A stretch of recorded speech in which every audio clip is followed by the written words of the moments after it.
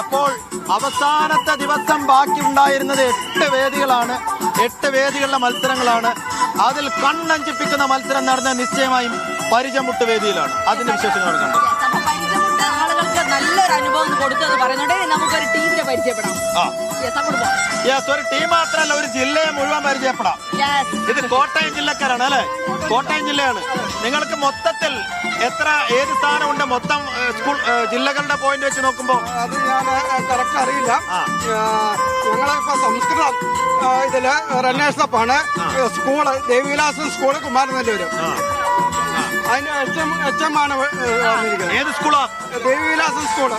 Devivilasam school. അപ്പോ ടീച്ചറെ, എന്താണ് സ്കൂളിന് വലിയ നേട്ടമുണ്ടോ? സംസ്കൃതോത്സവത്തിന് ഫസ്റ്റ് റണ്ണറപ്പാണ്. സന്തോഷത്തോടു കൂടിയാണ് മടക്കം അല്ലേ? ആരൊക്കെ പങ്കെടുത്ത കുട്ടികളാണ്? എല്ലാരും പങ്കെടുത്ത കുട്ടികളാണ്.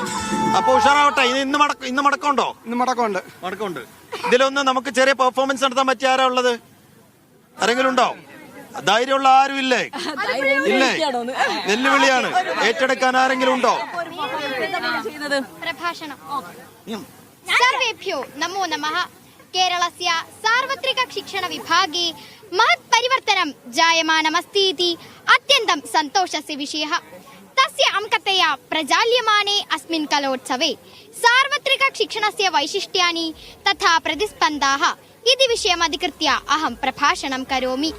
अयि मित्राणि, भारतस्य स्वातन्त्र्यप्राप्तेः शताधिकवर्षेभ्यः पूर्वमेव केरलेषु शिक्षणं सार्वत्रिकं कर्तुं यत्नः आसीत्. राणी गौरीलक्ष्मीबाई तथा घोषितापि. पश्चात् अयं काली प्रभृतीनां सामाजिक परिवर्तकानां ध्येयनिष्ठया सामान्यानां जनानां कृतेपि शिक्षणं ജിൽസിയുടെ ഫേവറേറ്റ് ഐറ്റം ആണത്.